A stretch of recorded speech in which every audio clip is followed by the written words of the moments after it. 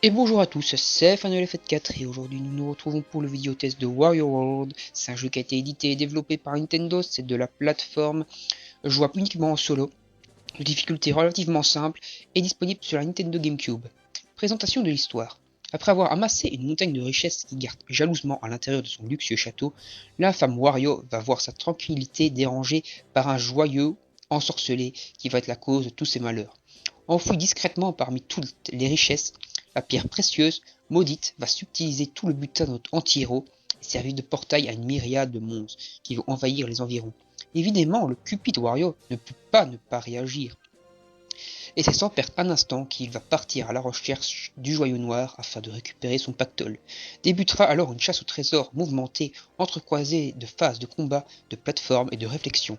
Wario a plus d'un tour dans son sac et son punch légendaire devrait encore faire des miracles pour coller une raclée à tous les monstres qu'il rencontrera.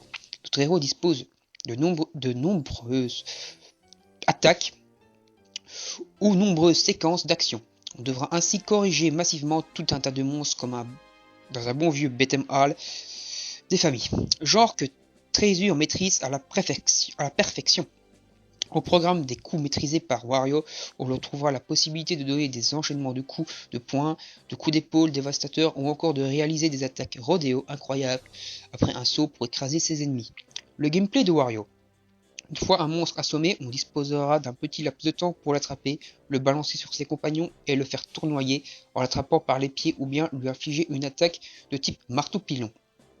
Très défoulant, les combats représentent une partie importante du gameplay de Wario World, et il est heureux de constater que l'objectif principal est atteint. Ça défoule et c'est très jouable. La baston mise à part, il restera des phases de plateforme, somme toute très simples, ainsi que des passages de réflexion épisodiques qui seront nécessaires pour retrouver les cristaux permettant d'accéder aux nombreux boss du jeu.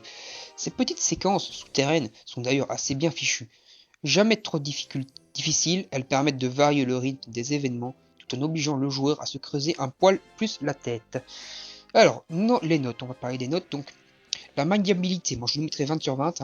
En 5 minutes, Wario, on le contrôle. La durée de vie, par contre, je lui mettrai 14 sur 20. Donc, passionnant, mais un peu court. Heureusement, en refaisant l'aventure, on débloque des mini-jeux. Les animations, moi je lui mettrai 18 sur 20. Simple, mais efficace. Au vu de la simplicité du jeu. Alors, les graphismes, je lui mettrai également un 18 sur 20, donc coloré, fin et très travaillé. Et pour l'intérêt global du jeu, je lui mettrai bien un 19 sur 20. Le plaisir à l'état pur, simple mais efficace, des niveaux fun et des objectifs originaux, de quoi s'éclater.